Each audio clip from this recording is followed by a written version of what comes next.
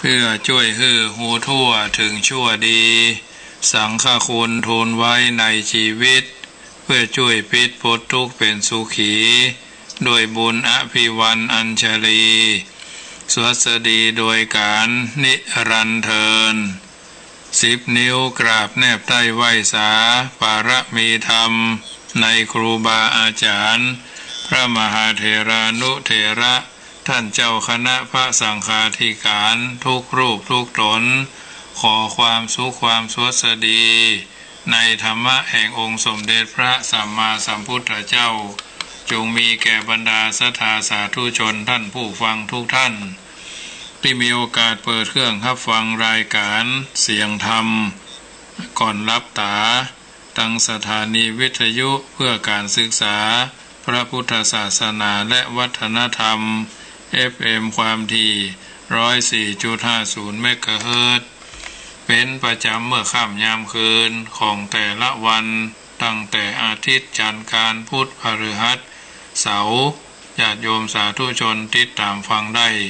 รายการนี้นำเสนอโดยอัตมภาพพระมหาประสิทธมาภินันโทวัดจังคำตำบลมะกอกอำเภอป่าสังจังหวัดลำพูนได้รับเมตตาถวายเวลาจากคลื่น 104.50 ท่านอาจารย์ท่านพระครูสมุวิศวัตวรกิจโชอธิการสมภารวัดฝ่ายหินผู้อำนวยการคลื่นนี้น้อมถวายเวลาให้ธรรมาภาพวันจันทร์วันการวันจันทร์วันพุธวันพัดวันศุกร์วันจันทร์วันพุธวันพัดแล้วก็วันเสาร์วันอาทิตย์ทุ่มเช้าถึง2 ทุ่มวันอังคารทุ่มเช้าถึง4 ทุ่มโดยประมาณวันจันทร์เจ้าตี 5 ถึง 6 โมงวันศุกร์เจ้าตี 5 ถึง 6 โมงอันนี้ก็สามารถติดตามฟังได้คลื่น104วัดฝ่ายหินส่วนวัดพระธาตุเจ้าดอยสุเทพขึ้น96ทุกเจ้าของวันศุกร์ญาติโยมเวลา 8:05 นาทีถึง 8:55 นาทีขึ้น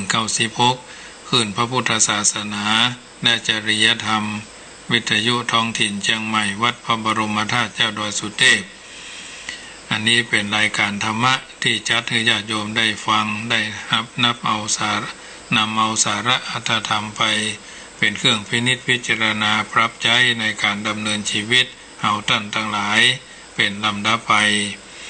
ก่อนอื่นก็ขออนุโมทนากับทุกคนทุกท่านที่ได้ร่วมสละจตุปัจจัยมาร่วมในการบำเพ็ญกุศลในการทำบุญสร้างพระคือเป็นสร้างคนคือเป็นพระวันพรุ่งนี้ก็จะได้มีการบรรพชาอุปสมบทอย่างญาติโยมที่ได้ร่วมกินร่วมทานกันมาคนละเล็กคนละน้อยคนละนิดคนละหน่อย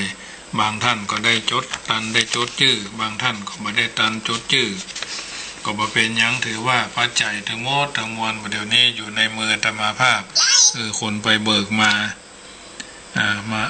คือผลไปเบิกมาเพื่อจะได้ใส่ซองพ่องเป็นกับข้าวกับปลารวมแล้วก็จำนวนใกล้ใช้จ่ายในการบรรพชาอุปสมบทแบบประหยัดนะแบบประหยัดพระเป็นผู้จัดให้จำนวน 10,000 บาทก็ได้ปัจจัยมาประมาณ 7,500 บาทญาติโยม 7,500 บาทอันนี้ก็ที่เหลือธรรมาภาพก็จะเติมให้มันเต็มเนาะปัจจัยถวายพระเจ้าประสงค์พระอันดับ9 รูปเนาะพระเจ้าพระธรรมพระอุปชากัมมาวาจาจารย์อนุสาวนาจารย์ไตรจีวรตาลปัตรพัดวีนะเครื่องอัฐบริขารผ้าที่นอนหมอนมุ้งตลอดจนอาหารกล่องซึ่งก็ไปจัดสั่งกันกล่องละ50 บาท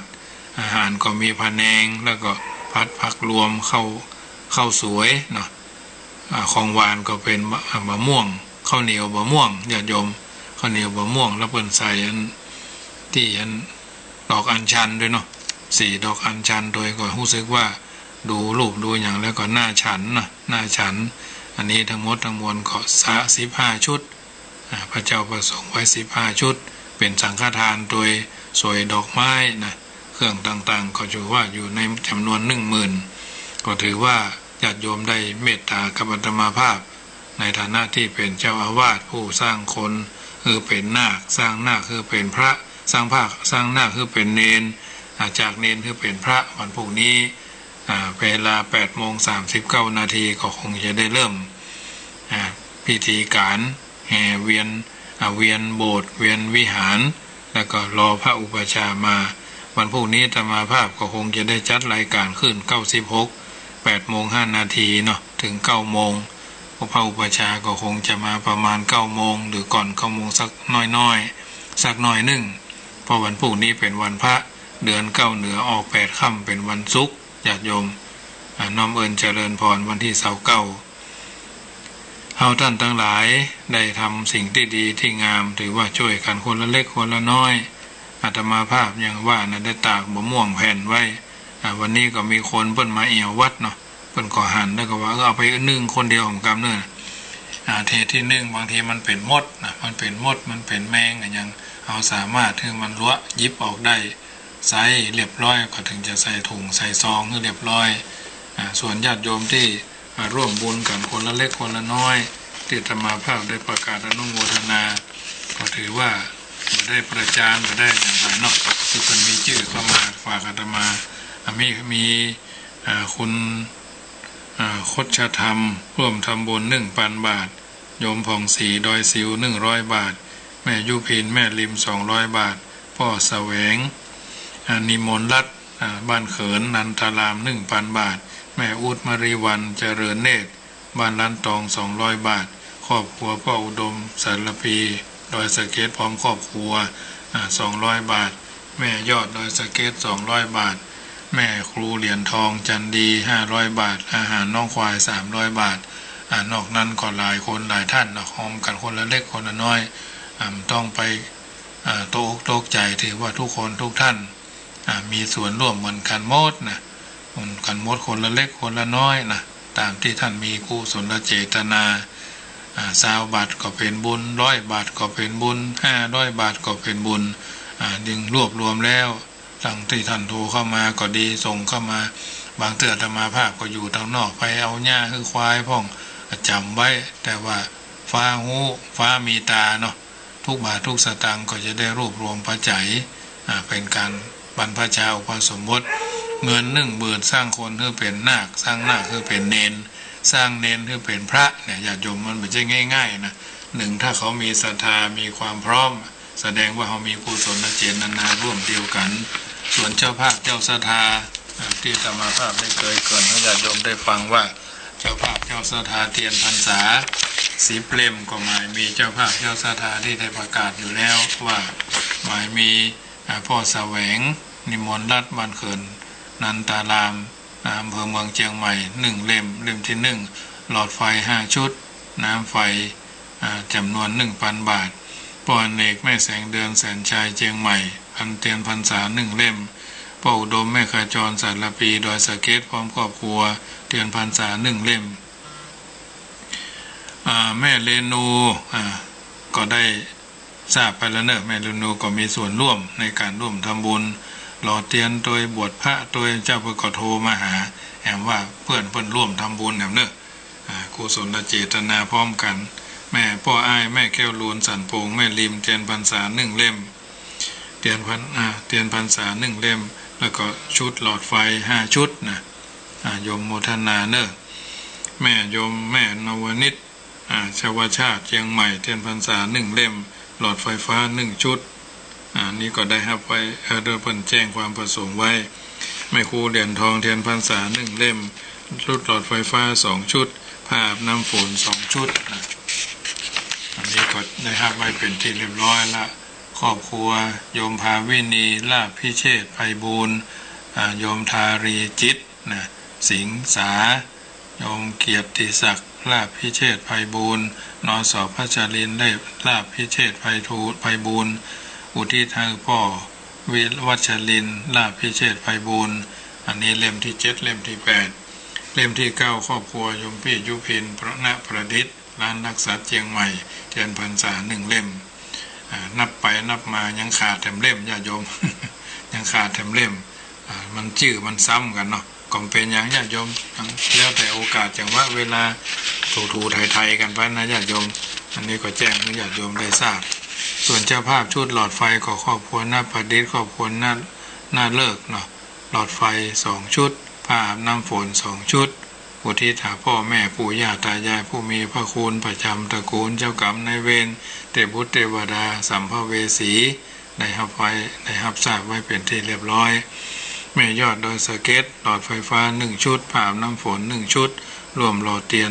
10เล่มเนาะแม่วิมลมีชัยอุทิศหาอาจารย์ยิ่งพันมีชัยเน้นในจังหวัดแพร่หลอดไฟฟ้า5ชุดโยมแม่อ้วนกิติลังกาผ้าอาบน้ำฝน1ชุดดอยลอนะคุณแม่คุณนิพาตังสิกบุตรบ้านสวนดอกเชียงใหม่1ชุดแม่เรือนมูลปิยจันทร์ดอยซิว1ชุดครอบครัวพ่อทองสุขแม่เดือนฉายอินตาแก้วป่าตึงกลางต้ง1ชุดครอบครัวแม่ฤทธิ์ตันแสนป้อป่าตึงกลางต้ง1ชุดครอบครัวแม่พ่อเตรียมแม่เกียงยืนยงป่าตึงกลางต้ง1ชุดอันนี้ให้ครับไว้เป็นที่เรียบร้อยทัดนั้นมาก็หมายมีครอบครัวแม่พ่อบุญป่านแม่อัมพากันถ้ามีบ้านสันเหมืองเวียงหนองล่องร่วมทำบุญกับน้ำกับไฟ200 บาทร่วมทำบุญกับหลอดไฟฟ้า1ชุดแล้วก็เทียนพรรษา100 บาทอันนี้เลยครับไว้เป็นที่เรียบร้อยทัดนั้นมาก็หมายมีโยมเกศรปิติพัฒน์บ้านทาเป่า1ชุดหลอดไฟฟ้าสุคนเสน่หาครอบครัวในเมืองลำพูน1ชุดแม่สุมาลีบุญโยแม่สารป่าแดด100 บาทแล้วก็แม่เป็นสีสินธนันชัยสันปยังหนอม1ชุดอันนี้จำนวนหลอดไฟนะญาติโยมขออนุโมทนาไว้นาทีนี้มีโอกาสก็สามารถแจ้งความประสงค์ได้จะจดชื่อจดเสียงไว้ก็หลังจากที่จบรายการก็ได้เนอะถ้าในรายการนี้เวลามันมีน้อยมันจะเบียดเวลากันนะญาติโยมแจ้งให้ญาติโยมได้ทราบก็จะอู้เรื่องของการแก้กรรมนะก็คือนี่อู้เรื่องการแก้กรรมเกี่ยวกับการกรรมเฮียนอะไรอย่างประจำก็เพราะว่าบ่เคยทำบุญเกี่ยวกับการทำบุญถวายหั่นถวายนี่ถวายเกี่ยวกับหนังสือประทีปส่องตางไฟฉายเทียนพรรษาหลอดไฟฟ้านี่แหละตามคือประเทืองปัญญา บางทีบางครั้งก็โกงตำรับตำราตัวก็ทำให้มืดตึกมืดตื้อเนาะไปทางหน้าชอบทำลายเผาสถานการศึกษาเนี่ยทำให้เฮาเพิ่นเฮาว่าตาบอดน้ำแจ้งเนาะภาษาเมืองเฮาอันนี้ก็พยายามแก้ว่าการไฟตานหลอดไฟไฟกาไฟตานเตียนวสาเป็นเจ้าภาพโคมไฟวัดวาอารามเปิ้นสร้างเปิ้นแปลงตั้งใดไปกินไฟตานเตียนพรรษามันนักก็พากันไปถวายหลอดไฟอาตมาภาพก็เป็นส่วนหนึ่งที่ได้เป็นจุดประกายในอำเภอป่าซางนี่ถือว่าไม่ใช่ว่าอวดเนื้ออวดตัวอวดความเฉลียวฉลาดคือเป็นต้นคิดในการทำและได้ทำมา15 ปีเขาเนี่ยปีนี้เป็นปีที่14-15ละญาติโยมก็ไปกันกระจัดสูงสุดก็คือการ109การพุทธอำเภอจุนจังหวัดพะเยา พาญาติโยมไปพุทธรถแทบจะบ่มีที่จอดเพราะว่าวัดเอาบ่ได้กะเกณฑ์อันยังเอาไว้นะตุเจ้าเปื้อนไปค้นหาปรากฏว่าเปิ่นเพิ่นเสาะหามันถึงเป็นอย่างเงี้ยดีก็ต้องเอาบ่ดีก็ต้องเอากีดก็ต้องไป บ่กีดก็ต้องไปอำเภอจุนจังหวัดพะเยานะปดโทเกือบบ่ดีนะเพราะว่ารถไปนักมีที่จอดวนไปวนมาตั้งหันมาก็ลดเหลือ50 กัน30 กัน50 30 70เนี่ย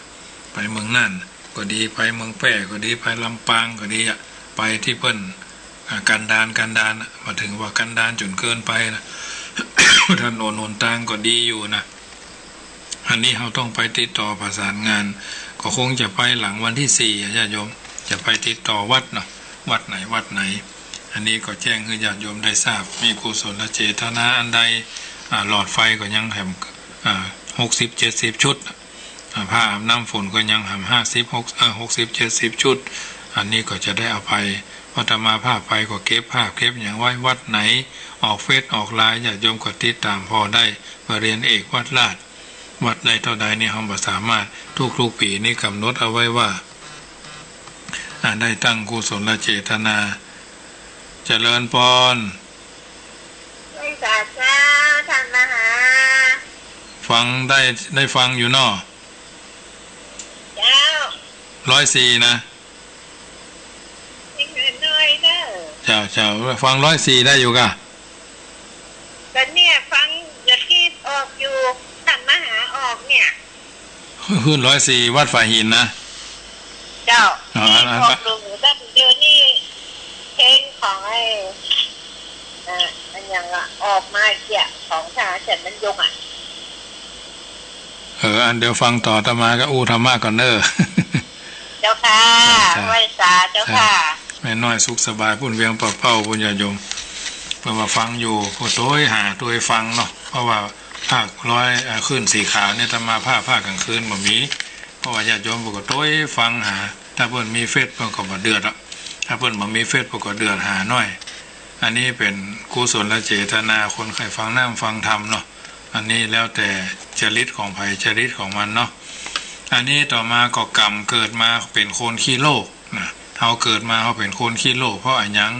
หายก็บ่หายสุมาถ้าหายก็บ่หายตายก็บ่ตายติดเนื้อติดตัวเป็นบ่ม่วนเป็นบ่เป่งเป็นบ่เป่งใส่ไว้เนี่ย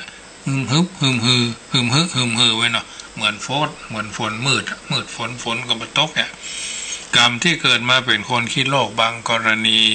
ท่านบางคนเกิดมาก็เอาโรคมาตวยเนาะเป็นโรคให้เป็นโรคร้ายเหล่านั้นมาตั้งแต่เกิดมันสามารถรักษาให้หายได้หรือบางรายบางกรณีเดี๋ยวนี้เดี๋ยวก็เป็นท่านเดียวก็เป็นนี่มีอันต้องเป็นตุกอยู่ในตลอดเวลาบ่มีว่างเว้นไข้หัวก็บ่ได้บ่ถ้าได้บ่เท่าใดก็นั่งเศร้าซึมแถมวิ่งไปได้บ่กี่วันก็มีอันต้องนอนโทรมแถมเป็นไอเป็นวัดเป็นปวดหัวตัวห้อนปวดแข้งปวดขาเลือดลมเดินบ่ดีเมาหัวเวียนหัวลุกขึ้นมาเมื่อเจ้าเพดานไหวติ้วเนาะหน้าตามืดตาลายอย่างหันคลิปวันเนี้ยของท่านอาจารย์องค์หนึ่งเพิ่งส่งมาย้อนหลังวันที่25ที่ผ่านมาเนี่ยสถานในอำเภอบ้านโฮงเนาะกว่าอำเภอจอมทองผู้บนบ่อซ้อเฮ็ดทอบเป็นลมในป่าญาติโยมมืดหน้ามืดตาลายลวดถึงแก่กำลงไปนะเจ้าหน้าที่หมอแพทย์พยาบาลไปโดยหามันได้ละเหลือกระตัวชีวิตลมหายใจบ่มีละเนี่ยหน้ามืดตาลายเนาะไปกันตั้งแต่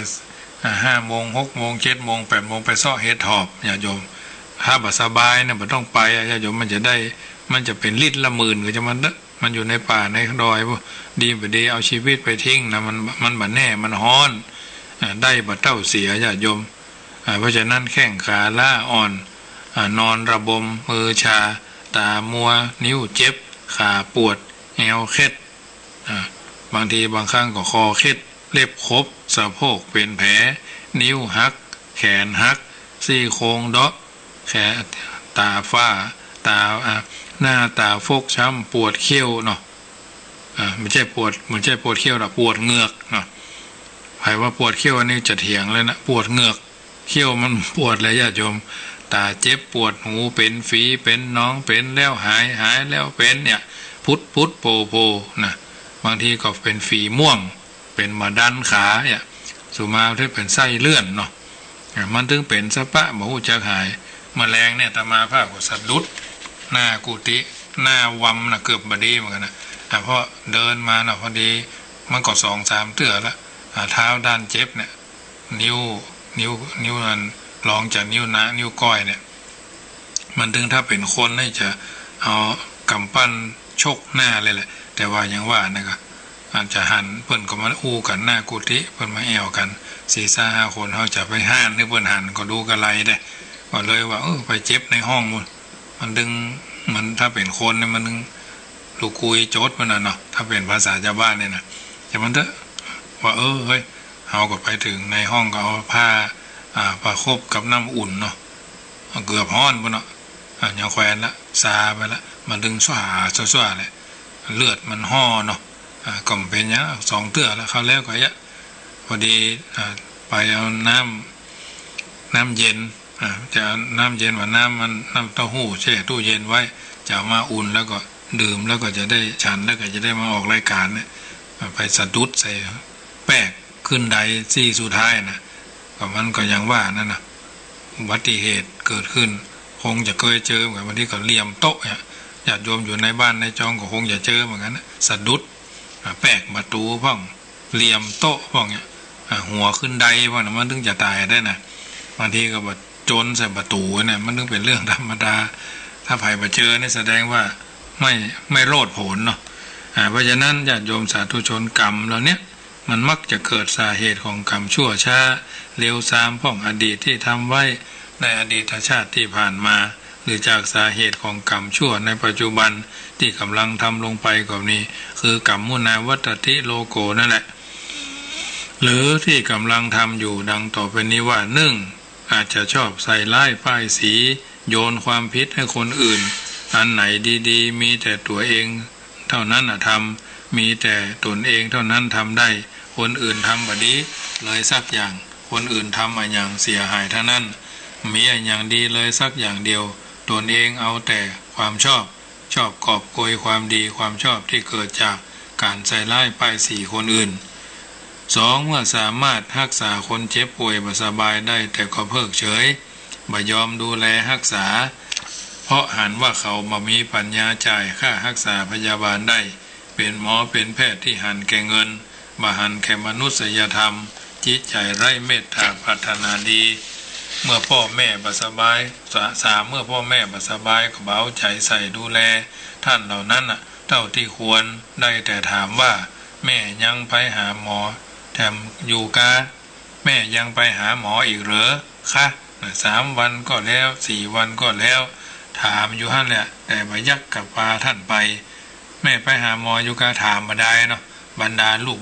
เลี้ยงลูกบุญธรรมนะลูกแท้ลูกในไส้ลูกในตับเนาะมาฮู้จะติดตามติดการติดงานอย่างนักหนาเพราะฉะนั้นอันเนี้ยที่ทำกับพ่อกับแม่พ่อบุญธรรมแม่บุญธรรมพ่อแท้แม่แท้4ชอบรังแกสัตว์อื่นที่ด้อยโอกาสกว่าตัวชอบแสวงหาความสุขปนทุกข์ของคนอื่นหรือแม้นเลี้ยงสัตว์แล้วก็ปล่อยให้หมู่มันอดอยากคันคราทีมันบ่สบายก็บ่เอาใจใส่ดูแลรักษาทำให้สัตว์ได้รับบาดเจ็บขาหักตาบอดพิการไปก็มีอยู่เพราะฉะนั้นบ่เท่าแต่นั้นญาติโยมประการที่5ทำร้ายคนอื่นที่บ่มีทางสู้ก็เพราะฮู้ว่าเขาบ่มีทางสู้นั่นแหละจึงทำให้เขาได้เสมอหันเขาบ่สู้ก็ยิ่งได้ใจย่ามใจเป็นเหตุต้องทำชั่วมากยิ่งขึ้นกรรมเช่นนี้ทำให้พิจารณาปรับแก้กรรมตามเหตุของกรรมและตามผลของกรรมตามนัยยะที่ควรจะเป็นคือ1คือทำบุญกับคนทุกข์คนยากคนด้อยโอกาสหรือแม้นกับคนที่เกิดภัยพิบัติต่างๆเป็นต้นว่าน้ำท่วมไฟไหม้พยายามขวนขวายช่วยเหลือเท่าที่จะทำได้ตามความเป็นจริงน้ำใส่ใจจริงอย่าหวังนั่นหวังนี้อย่าหวังว่าจะได้หั่นได้นี่เป็นการตอบแทน2พยายามทำบุญกับคนไข้อนาถาไร้ที่พึ่งและไปทำบุญที่โรงพยาบาลสงฆ์ก็ได้ตึกสงฆ์อาพาธก็ได้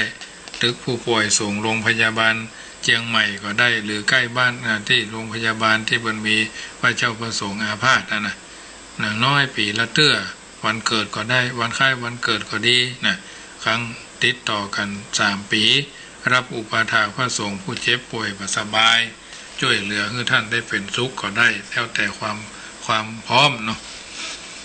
ประการที่3ถวายยาให้วัดต่างๆเสมอเมื่อมีโอกาสแม้นบ่มีโอกาสก็ควรต้องหาโอกาสอย่างน้อยปีละ1 เตื้อในวันเกิดของเฮาเองหรือจะให้ยาแก่โรงเรียนตามบ้านนอกชนบทห่างไกลพี่น้องชนเผ่าก็ได้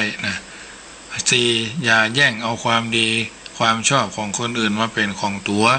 ว่าเพราะเหตุผลกลไกใดก็ตามทำเช่นนี้เช่นนั้นก็คือการสร้างเวรก่อกรรมใหม่ที่บดีเกิดขึ้นแถมโรคร้ายดังโรคร้ายคอยตามทำเอาไล่ตลอดลูกน้องทำดีก็ควรให้เขาได้รับผลดีจากการที่เขามีความปรารถนา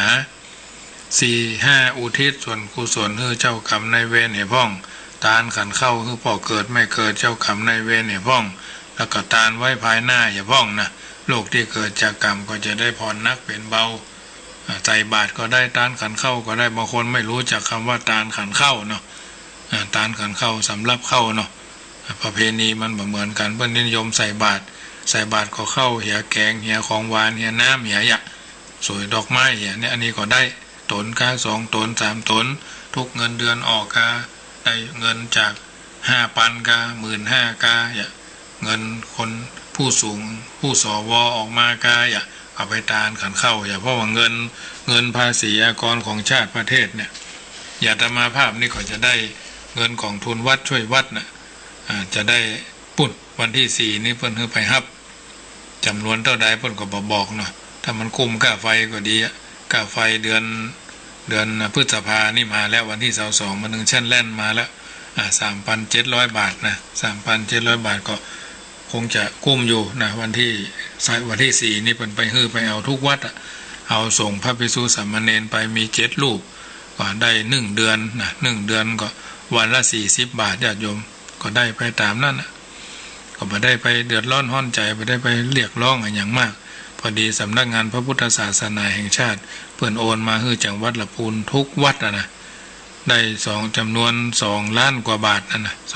2,800,000 กว่าบาทวัดในลำพูนนี่มีจำนวน529 วัดนะ529 วัด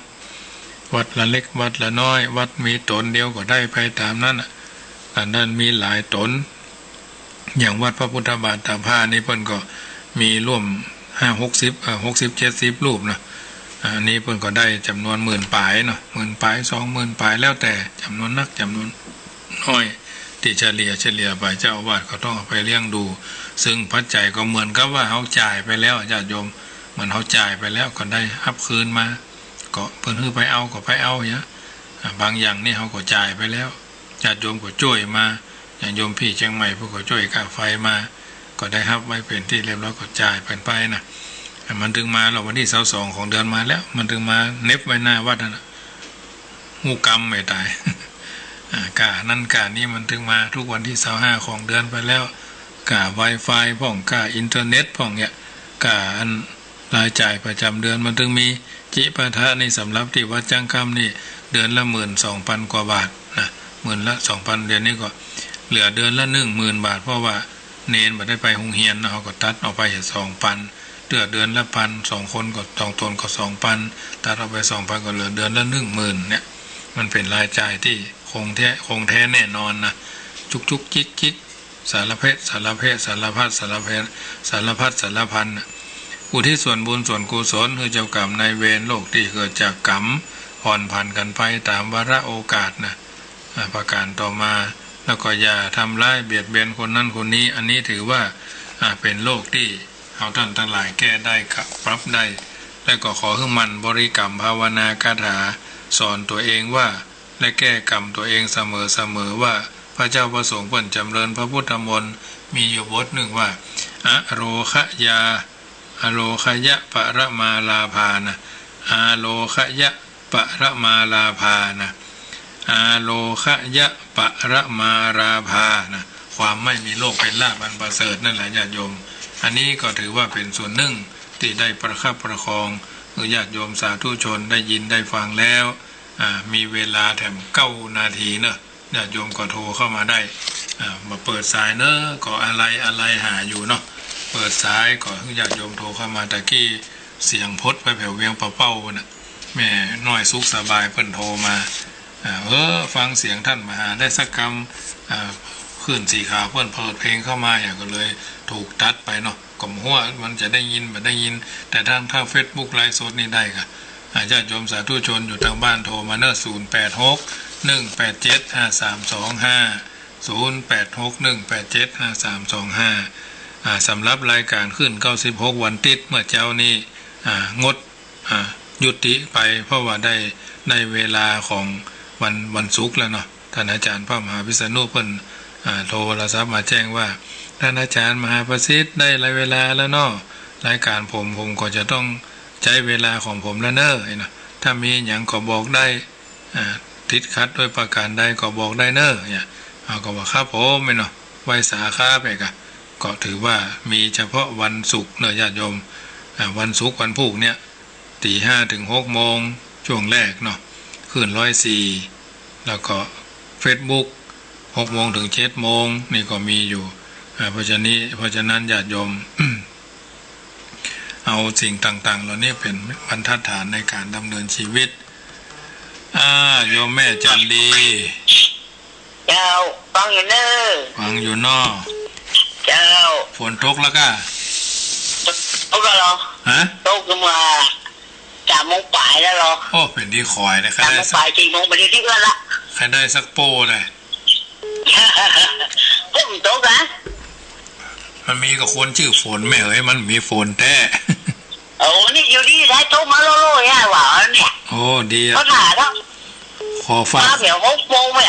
ขอความอิจฉาไปด้วยบ้า2535คืนนี้สบายรับสบายเนาะวันนี้รับสบายเป็นกำลังใจให้แม่เนอะเจ้าเจริญพรผูกวันศีลโต๊ะกำวันพระนะญาติโยมเจริญพรแม่บัวพัดไปสัตว์เจ้าโอ้วันนี้ท่านละอย่ามาถูกกูอย่างโยมก็เมาไม่แต่เจ้าสังวาแล้วแต่เจ้าหักบังท่อนเนี่ยวันนี้ก็ขึ้นมานอนบนเท้าอย่างไรเงี้ยมันมาตามวาระของมันได้ก็มันทอดล้ำไปแจ๊เมาหัวมันโลกมันมาตามวาระของมันอันอย่างเขาอาจจะทำอย่างเขาก็ลืมไปเนาะเป็นอย่างสักกินการแต่รอดไม่ได้แม้ละตามกำลังมันก็เป็นจริงแล้วก็แจกที่แล้วเราจะทำอย่างไวนะแจกนี้มันมีหลายอย่างคนละเล็กคนละน้อยเขาก็มาหู้เขาจำความมาได้แล้วมันนักลงไปได้เนี่ยแล้วก็ว่าไปได้อู้กับท่านมาแห่เนาะให้นิมนต์ท่านแห่นั่งขอแจกเลี้ยงเป็ดนะเดี๋ยวไปว่าเขาอวดอุตริมนุสธรรมเหรอเป็นกำลังใจท่านเด้อเจริญพรแม่ยอดดอยสะเก็ดเจ้าไว้สายเจ้าท่านนะเจ้าฟังชัดเจนดีน้อ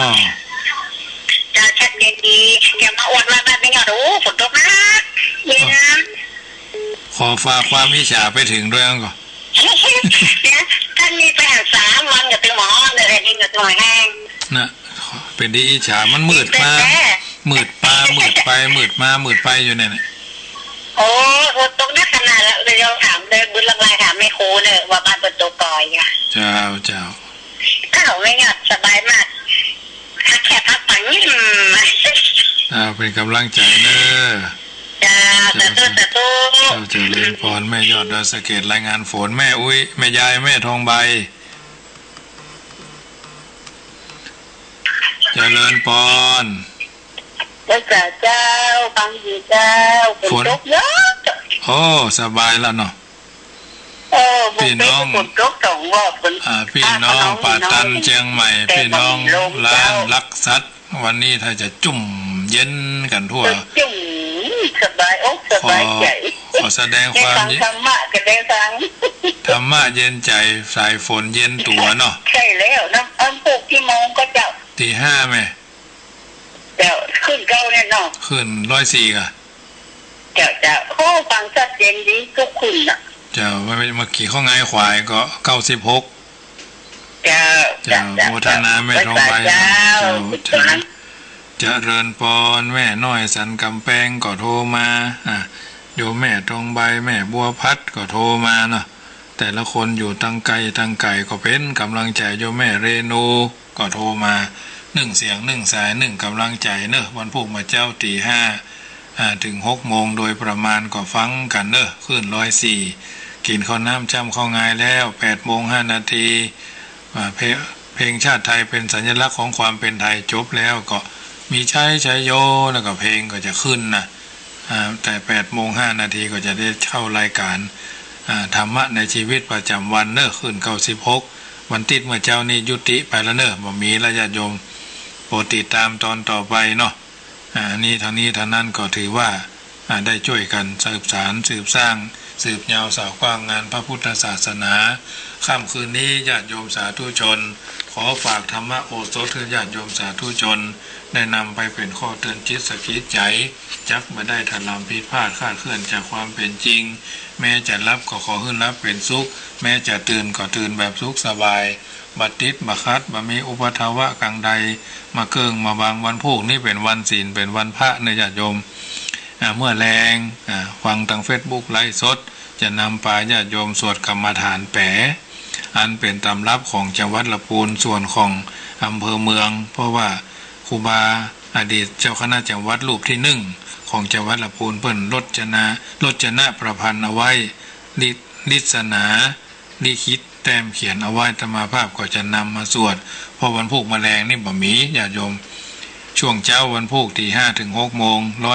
104.50 แล้วก็8 โมงถึง 9 โมง6.00 วิทยุคลื่นพุทธศาสนาและวัดจริยธรรมวิทยุท้องถิ่นแล้วก็101.25 106.25 FM ลำพูนแล้วก็คุณยองเมืองลำพูนอันนี้จะมีแค่6 โมงถึง 6 โมงครึ่งนะพวกนี้นะอันนี้มันซ้อนกัน3ช่วงแล้วก็คลื่นของคลื่นสีขาว